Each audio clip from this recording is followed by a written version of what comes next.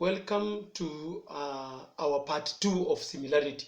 This time, as I promised, I'm going to handle a question so that you can put the skills right.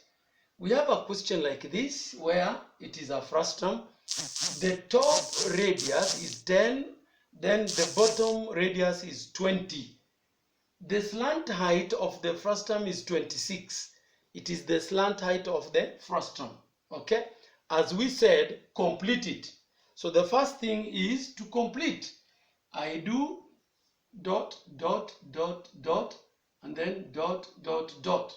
So when I complete, ideally, I have two similar figures. This in blue and the entire figure. Okay? Then what follows is comparison of the lengths. So we say, because I've been given the slant height of the frustum, I say let the one for completed part be small l. So linear scale factor becomes 20 over 10, and that should also be the entire slant height over small slant height.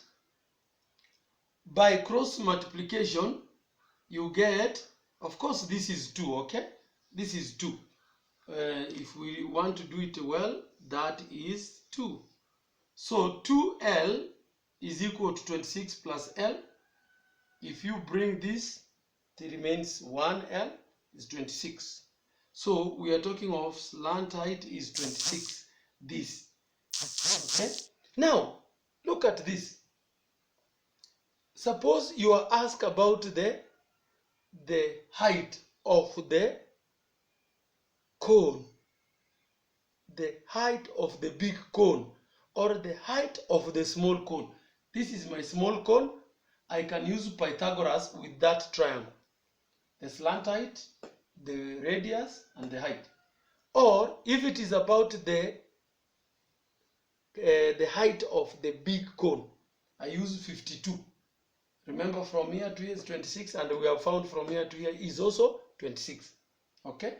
You can see linear scale factor is 2. That proves. So I can get h is 26 squared minus 100. You get that. Then capital H, you get this. You get the square root. You get that. Okay? You can counter check. Eh? So I can get the length using relationship or 2 using Pythagoras. Now let us adjust to the lower part. We see here. Suppose I'm asked volume of the frustum, volume of only this part.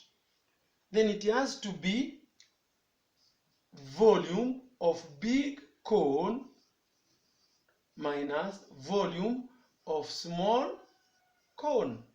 Okay? If I'm asked for this, very simple. Volume of big cone, subtract volume of small cone. Now, volume of a pyramid is a third AH. Therefore, volume of a cone. Now, we remove A, we put pi r squared because it is a circle. So, a third pi r squared h. So, for big cone, my h is capital here. For small cone, it is 24. You compute this, get that. Compute that, get that. And then come up with the answer in cubic units. Because these were centimeters. All this. Okay? So, I want you to get another one. Repeat how you get volume of a frustum. Get another question. Get another question. Now do it on your own. First, go through this. Confirm these answers. 2, get your own now. Go through the same steps. 3, get surface area. Bye-bye.